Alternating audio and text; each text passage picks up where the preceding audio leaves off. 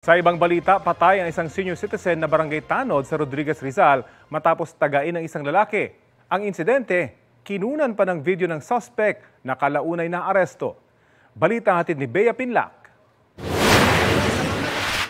Inayos pa ng lalaking ito ang anggulo ng kanyang cellphone bago pumwesto sa harap ng barangay tanod na tila na knockout na matapos makainom sa isang tindahan sa barangay San Rafael, Rodriguez, Rizal nitong Miyerkules ng madaling araw.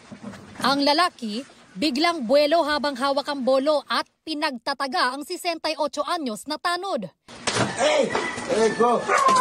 Hindi nakapalagang tanod hanggang sa nawala na siya ng malay. Isinugod pa sa ospital ang biktima pero idiniklarang dead on arrival ayon sa pulisya.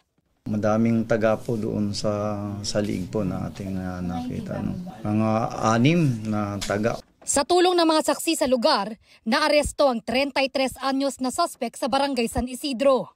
Sabi nga ay buryong lang yung suspect natin at nakainom nga nung nangyaring yun. At wala tayong nakitang motibo kundi talagang napagtripan lang talaga.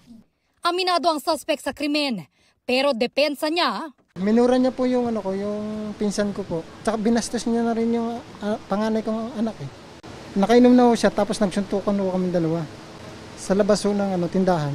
Sa pagmumura niya sa akin. Sisikapin pa namin kunin ang panig ng kaanak ng biktima. Na-recover sa crime scene ang bolo na ginamit sa krimen. Nakuha naman sa suspect ang cellphone na pinang-video niya habang nananaga.